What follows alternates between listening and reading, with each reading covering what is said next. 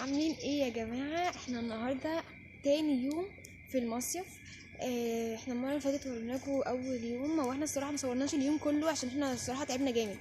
بس النهارده احنا اليوم كله هنقضيه على البسين، وبعد ما نخلص البسين هيبقى فيه مفاجاه ليكم ان شاء الله. بس ما احنا دلوقتي رايحين لطريقنا على البسين. بصوا هنفاجئكم الصراحه. البسين النهارده جميل جدا. بس تحبوا تروحوا حاجه؟ النهارده هنروح البسين بدل البحر، لان احنا امبارح رحنا البحر. النهارده حلو كمان، فالبسين هيبقى احلى. وكمان في بيت الكلام كده ان شاء الله تصلوا على النبي كده، اللهم صل وسلم على سيدنا سعيد محمد عليكم وعلينا يا رب. وعلى اله وصحبه اجمعين عليه افضل الصلاه والسلام. فاحنا دلوقتي رايحين على البسين على طول. هنوقفوا واول ما ننزل او قدام البسين هنصور لكم تاني برضه العشاء اللي هنتعشى بيه النهارده. وبعد ما نجيب شويه حاجات هنروح ناخده، فحبينا ناخدكم معانا في جوله. هنروح ناخده ونقعد بيه على البحر ونوريكم باقي جولتنا في تاني يوم مصيف. وريكم القعده هناك يعني في البحر عامله ازاي، وهي مظلمه كده ومشغلين لنا انوار حلوه. وهنجيب برضو معانا مكسرات ولب وسوداني. بصوا هنظبطكم يعني.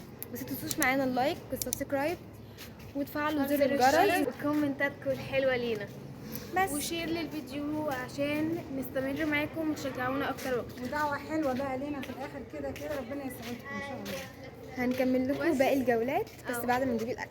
زي ما قلنا لكم بقى، احنا غيرنا هدومنا وحرفيا ان احنا اسمرينا جامد. ده بصوا الهدوم كنا واخدينه معانا في الشاليه. ده شايفين الهدوم اللي وريناها لكم في الفيديوهات اللي قبل دي هي احنا لابسينها. قولنا بقى رايكم فيها وحلوه ولا ايه، وايه رايكم برضو في الاوتفيت. عايز اقول لكم ان حصل معانا موقف بايخ جدا.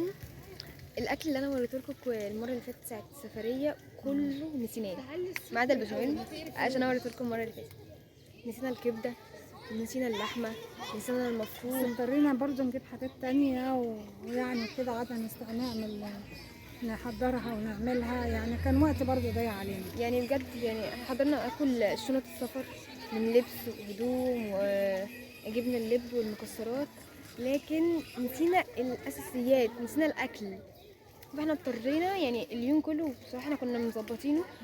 اليوم ده هناكل ايه، هناخد ايه معانا، نسينا كل. حصلت لعبكه معانا جامد بس الحمد لله. الواحد ما بيكون بيحضر بيبقى مستعجل ودي ودي ودي ودي كذا حاجه، فكله يعني حاجات كتير بننساها برضه. نسيناها الحاجه كلها بجد.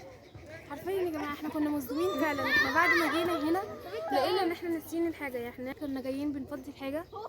الموقف بقى الموقف التاني بقى اللي حصل وهي ماشيه في البيت ان وهي جايه تنط البسين من فوق، راحت دحلقه رجليها انا جايه باندفاع بقى وجعتها قوي. ونط جامد هوب على رجلي، فحرفيا البسين اللي ورانا ده كان هيتكسر فين ده